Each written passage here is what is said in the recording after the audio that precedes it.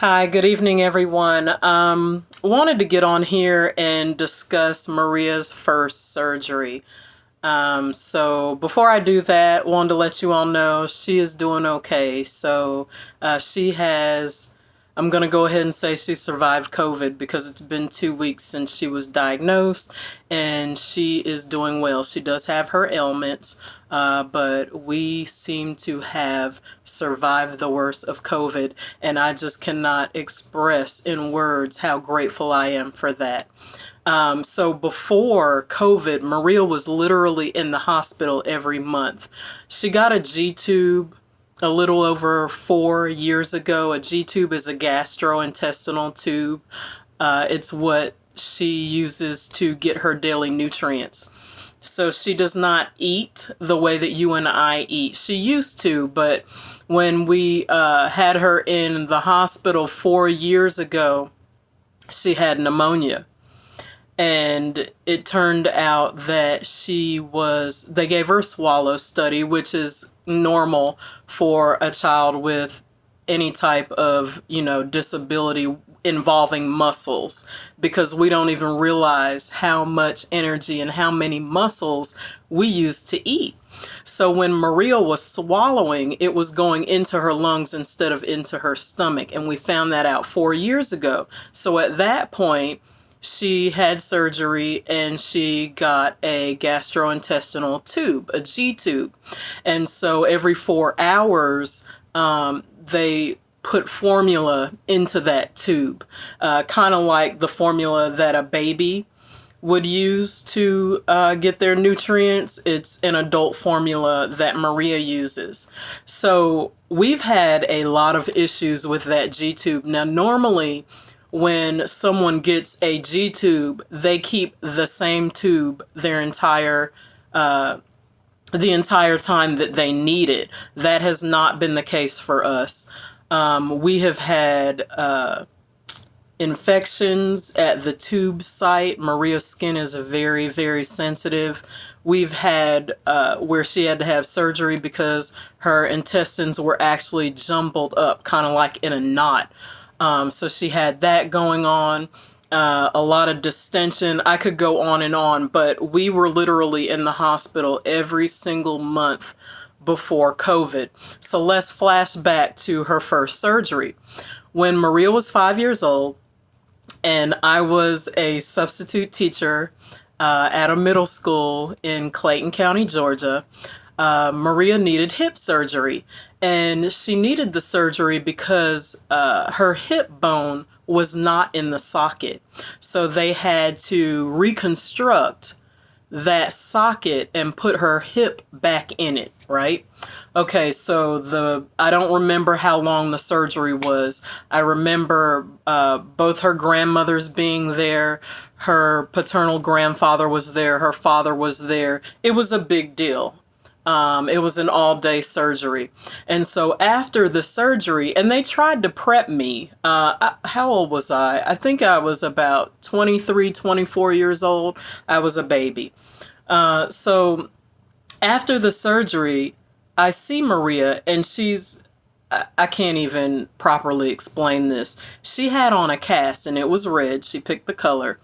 And the cast kept her legs apart, kind of like the shape of a Y. That's how her legs were, the shape of a Y. And then there was a wooden bar at the bottom of her legs, it wasn't at the bottom. It was kind of like where her knees were.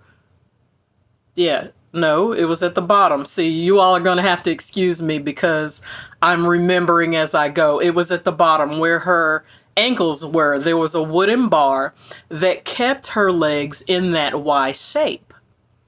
And so there was a hole for her to use the bathroom. It was this big for her to use the bathroom. And I won't go into detail about, what we had to use there, but you can use your imagination and figure it out. But here I am, this 24-year-old with my daughter who has special needs, and she just had this surgery.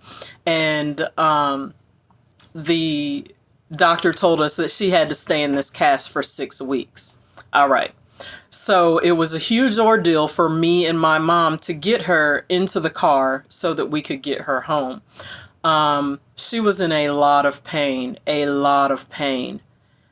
And it was the most miserable time of my life. And I kid you not, I'm going to be completely honest with you. I was miserable. But it wasn't about me.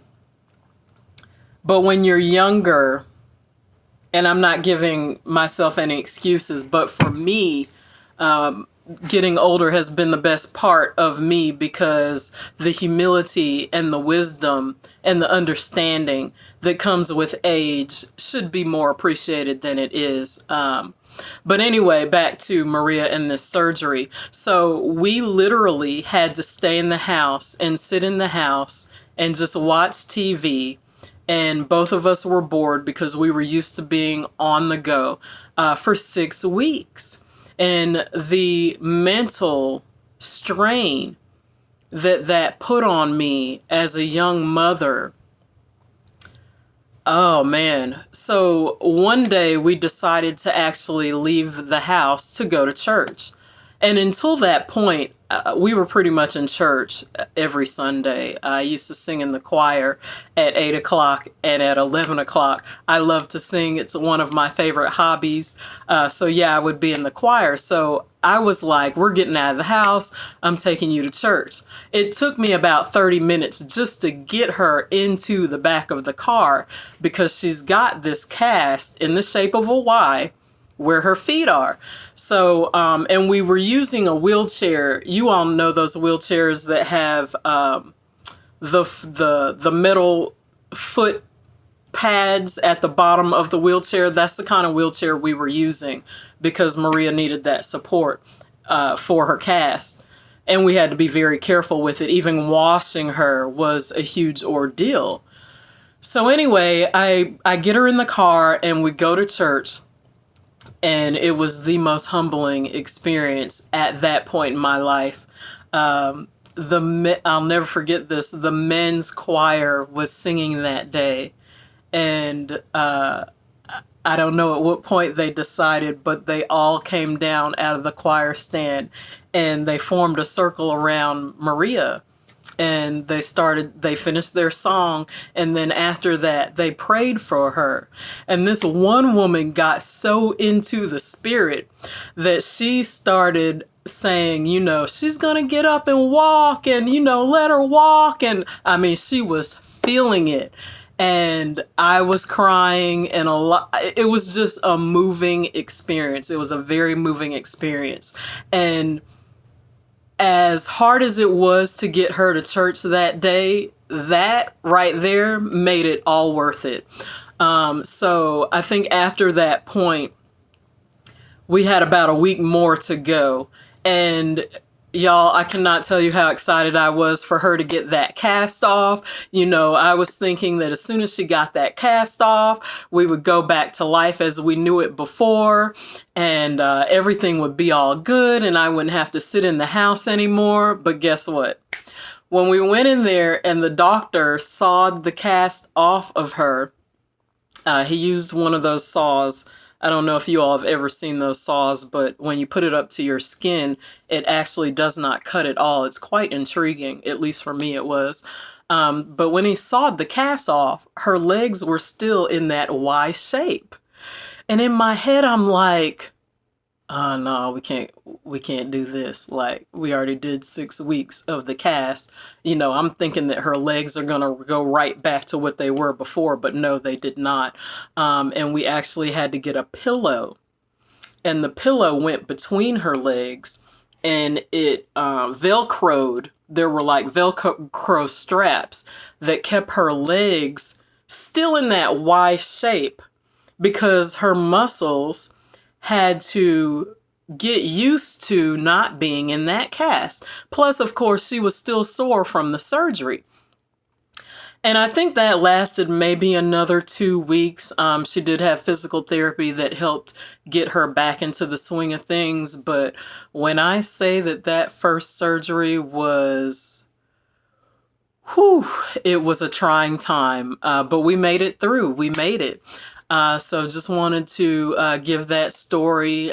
Maybe it will provide encouragement for someone who needs it, or laughter for someone who thinks it's funny. But yeah, so that was Maria's first surgery.